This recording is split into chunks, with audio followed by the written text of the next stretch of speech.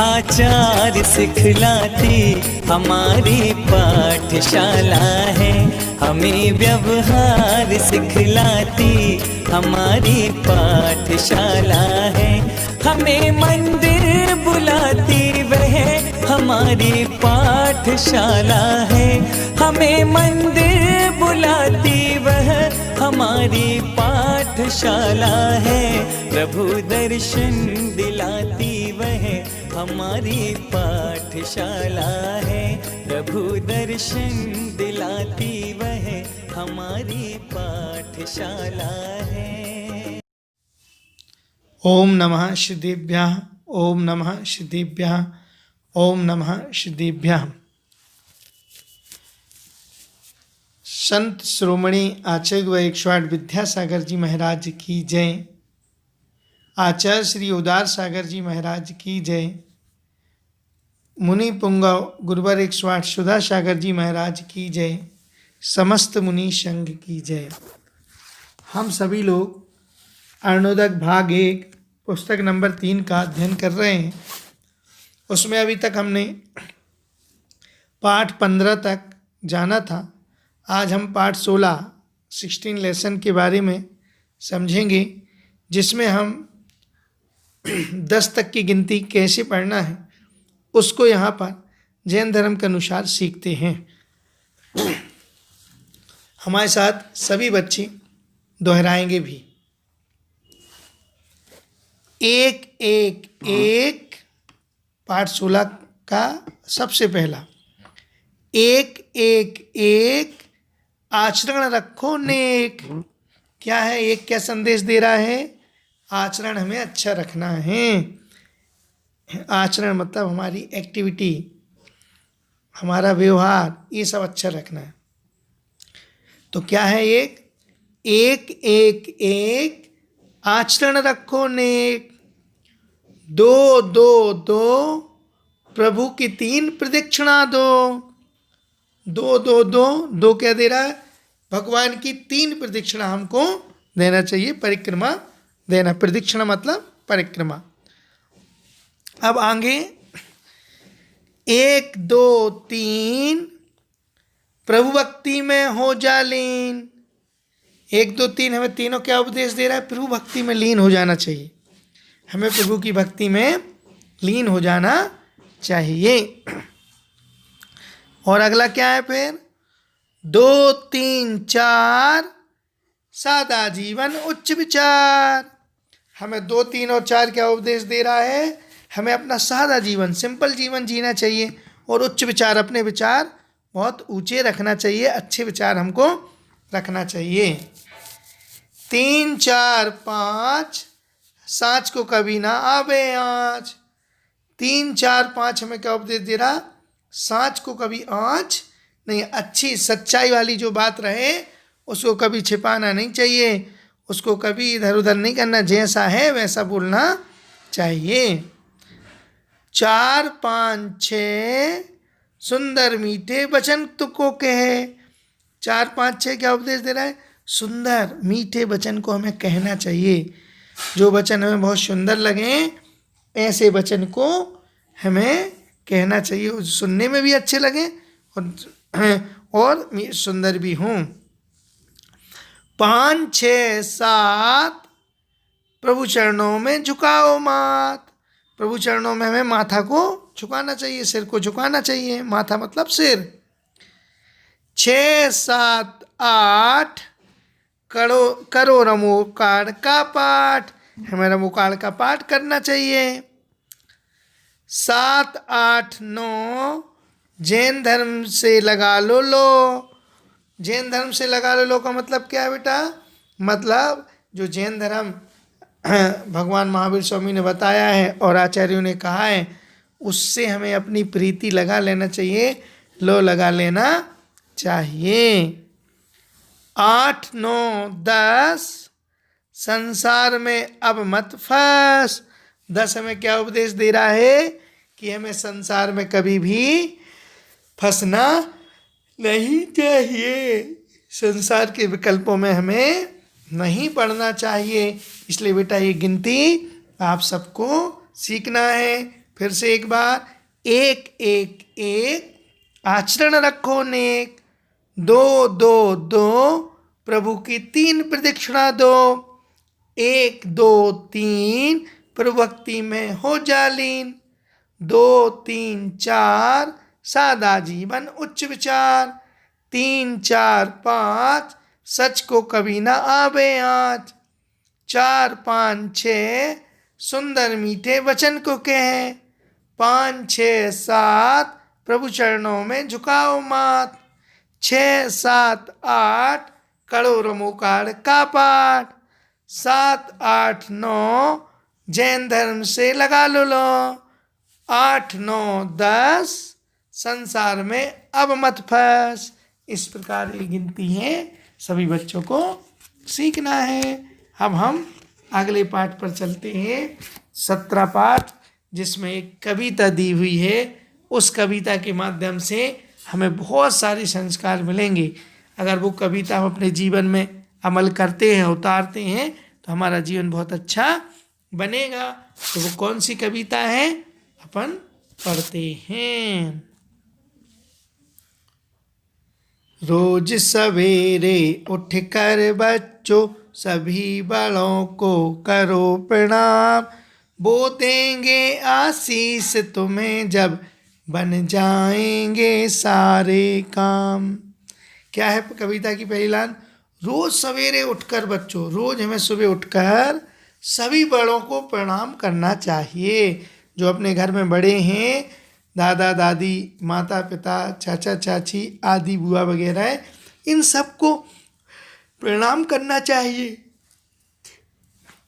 तो वो देंगे आशीष तुम्हें जब बन जाएंगे फिर वो तुमको आशीर्वाद देंगे। आशीर्वाद देंगे तो उससे क्या होगा? उस आशीर्वाद से हमारे सब काम बन जाएंगे। कई बार होता ना, बहुत सारे कामों में प्रॉब्लम आती है, लेकिन बड़ों का आशीष अगर मिल जाता है तो वे काम हमारे बड़े सहजता से हो जाते हैं, सरल तरीके से हो जाते हैं। ठीक, तो आशीष मतलब आशीर्वाद, और सारे काम हमारे बन जाएंगे। अब अगली 2 लाइन, होता वही सफल जीवन में जो है बढ़ता जाता, बाधाओं से लड़कर वही अपनी मंजिल पाता।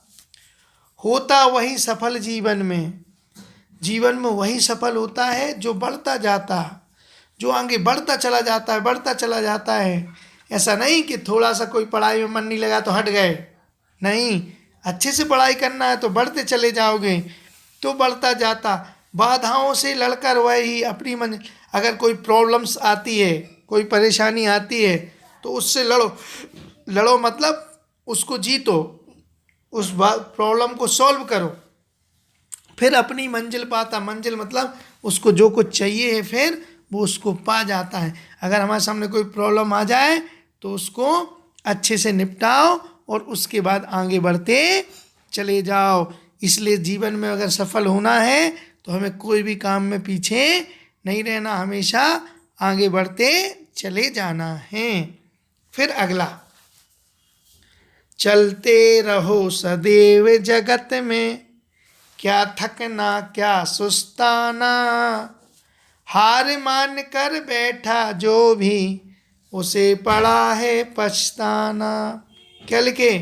चलते रहो सदैव जगत में, इस संसार में हमेशा चलते रहो। क्या थकना क्या सुस्ताना, क्यों हमें थक जाना और क्यों सुस्ताना? हमें थकना भी काहे के लिए और सुस्ताना भी। सुस्ताना मतलब आराम करना, रिलैक्स करना नहीं। चलते रहो जगत में, इस संसार संघर्ष की जिंदगी है, इसमें चलते रहो। क्या थकना क्या सुस्ताना, हमें प्रॉब्लम भी आए तो रुकना नहीं है। हार मान कर बैठा जो हार मान के बैठ जाता है कि नहीं भैया अब हमसे नहीं होगा, हो गया बहुत, उसे पड़ा है पछताना, उसको बहुत पछताना पड़ता है। उसको फिर बाद में पछतावा होता है कि मैंने ये काम क्यों नहीं किया, कर लिया था तो बहुत अच्छा होता। इसलिए हमको क्या करना चाहिए? इन सब चीज़ों में विकल्प में ना पड़ के अपनी एक मंजिल बनाओ और बढ़ते चले जाओ। जैसे बच्चे चाहे कि हमें ये लेसन, ये सब्जेक्ट इतने दिन में कंप्लीट करना है, 2 दिन में हम पूरी बुक कंप्लीट कर लें, तो उसी रूप भिड़ जाओ बिल्कुल पढ़ाई में और 2 दिन में वो पूरा विषय कंप्लीट कर लो, ऐसा। ठीक, फिर से एक बार देखो कविता में क्या बोल रहे हैं। रोज सवेरे उठकर बच्चों सभी बड़ों को करो प्रणाम, वो देंगे आशीष तुम्हें जब बन जाएंगे सारे काम। होता वही सफल जीवन में जो है बढ़ता जाता, बाधाओं से लड़कर वही अपनी मंजिल पाता। चलते रहो सदैव जगत में, क्या थकना क्या सुस्ताना, हार मान कर बैठा जो भी उसे पड़ा है पछताना। इस प्रकार एक कविता। फिर अगला हम पाठ नंबर 18 जिसमें प्रार्थना गीत हैं। प्रार्थना कैसे करना है भगवान से, कौन से गीत के माध्यम से, तो उसमें बतलाई है।